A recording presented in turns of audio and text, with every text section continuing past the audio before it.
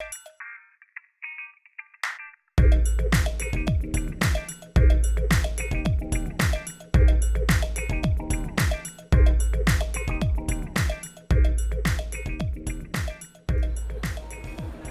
afternoon. My name is Sudershan Roy. Welcome to Microsoft Ignite Australia 2017 at Gold Coast. I have two excited speakers here. One is Sunil Agarwal from our engineering team, and we have Erika Harris again from our cloud solution architect team based in Melbourne. We are going to talk a lot more today about SQL, what's in the roadmap, what the vision look like, and also about our enterprise-ready NoSQL service, which is DocumentDB. So, first question to Erika. So, how are things going on? How are you feeling? Are you excited about coming to Ignite Australia? Yeah, it's fantastic. This is my first Ignite as a Microsoft employee. Obviously had lots of opportunity to get interviewed and also had a session yesterday, so fantastic. That's great. So Erika, tell me something about the DocumentDB from some of the use case studies. We see that right now there's a lot of focus going on in the NoSQL service. We have already a very mature product as a SQL service, which I'm going to pick Sunil after some time. But about NoSQL service in DocumentDB, tell me what are you doing? What are the case studies you see in the Australian local market? Yeah, I mean, developers love NoSQL because it's schemaless. So it means that they can have dynamic schemas. They don't have to worry about, I need to add another column, so I've got to add it to the entire table. And it allows for storage of interesting data. So for instance, if we're looking at maybe a retail scenario where we're selling various objects, so in our electronics department, we might be selling laptops and we need to know some properties of the object. So CPU, memory, so these can all be pieces of information about that. But in our closing department, we're not storing information about CPU and things like that. We've got size, color, what is this? So this allows us to have an object store. We can have different properties about different objects and all in the same table. I heard a lot about it's mostly fit for globally distributed apps, right? The data gets replicated all across the world because it's geo-replicated. Can you tell me something about it? That's it. We call it planet scale. Yeah. So you can have your database distributed across any geo. We're not restricted to Australia. We can have our application database data distributed around the world, and really low latency access. Your reads and writes are directed to your nearest region. So it makes it a really good thing when you do have a global website and you want to serve the data up. Yes. And of course that data, regardless of where it's written, gets distributed back around to all the other geographies. Yes, exactly. There are too many terms nowadays in terms of replication. Cool. Now back to SQL, Sunil. Okay. So I know it's also your first time in Australia and also in Ignite. That's right. What's your experiences? So I've been to many conferences and first time in Australia. Really excited. Beautiful country. But for me, the most exciting thing was the level of engagement the customers had with the new technologies. I was surprised that Australian audience is a lot more open to newer technologies, much quicker adoption, which I was surprised, definitely surprised. So it's a pretty exciting time for us. Very exciting times. Sunil, you're from the SQL Tiger team and you have more than 30 years of experience. You are owning some of the functional features like clustered columns to index. I remember even Always On was one of your key portray area. So how you think means moving from the core functional area to the SQL Tiger team? Right. So like you said, I've been working with databases for 30 years and I was part of SQL Server team starting with 2005 and delivered many functionalities. And over time I realized my main passion is to make customers successful. And the SQL Tiger team is that vehicle for me. What we are doing in SQL Tiger team is to work 100% with our customers to understand their workload, how SQL can help solve those workload problems, and bring that learning back to the product team. Yes. So I was doing that to some level when I was in a previous role, but now I'm 100%. So that 100%. Is the most exciting part for me. Great. Yeah. So going back to your famous product, I know you delivered 2 sessions here on updatable cluster columns to index.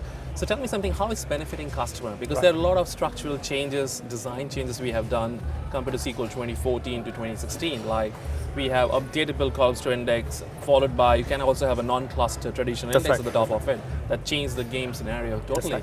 So tell me something about how it has really impacted and added value. Right. Yeah. So the column store is one of our key technologies for SQL Server. And what we found was like the analytics is becoming a tier one commodity.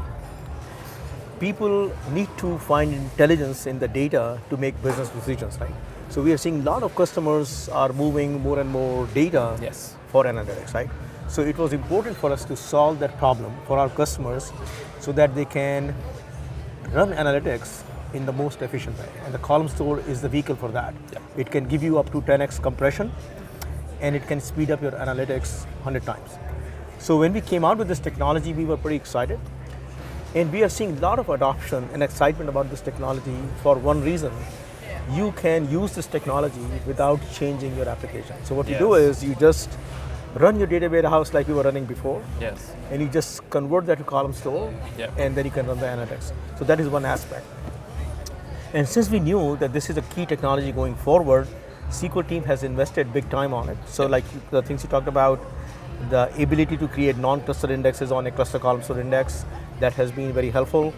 We even provide the real-time operational analytics, which is HTAP scenario, because a lot of times you find that customers do not need to move their transactional data to a dedicated data warehouse. Yeah. They should be able to run directly on the transactional system Exactly. to reduce the cost Yes. and also to get the low latency in their analytics. Yes. So those are the things. Yes, and, And I'm reduce the fine- I/O drastically Sorry? as well. It reduces the Yes, I/O. yes, it's a column With the store because compression. it compresses data so much.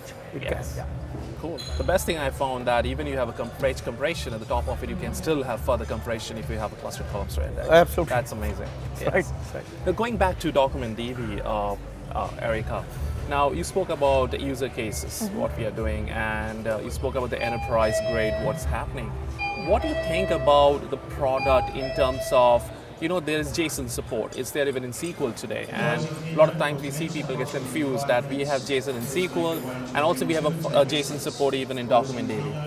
How you see that, what's the difference compared to, from DocumentDB perspective, what we can do more in that regard? I think it's around the scale, the distribution. Okay. So like I said, we can have our data distributed and the latency is really low, 10 milliseconds for... That makes a big difference. Yeah, Yes. yeah. So it's around that planet scale.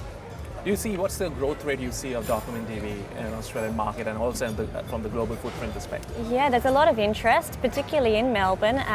So for instance, we've got the PM for DocumentDB coming down next week, and our customers are dying to meet him and discuss what's coming and how they're going to utilise it in their organisation. So it's very hot topic. Hot topic.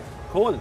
It's great to have you both here. I think we have some really good questions. But one last question I have from one of the customer has asked me is about the SQL 2016. We recently announced SQL 16 Service Pack 1. Right. Now we bought a lot of enterprise grade features even in standard edition. What's the reason behind it we did that? So one of the reasons is that we want to bring our marquee technology at a level where anybody can use those without worrying about the financial impact on it. So what we found was that technology like column store, since it was available only on enterprise edition, when people start off on a small scale, they don't use this technology because they don't want to have enterprise license. Yes. And so they start the technology on a, say, standard edition. And let's say their application becomes very successful. And now they want to migrate to enterprise scale because they need enterprise. Yeah. But what we find is people don't change their application because they just take the application and move to enterprise. So here they are running a enterprise level application using analytics, but they're not using column store. Column store. Yeah.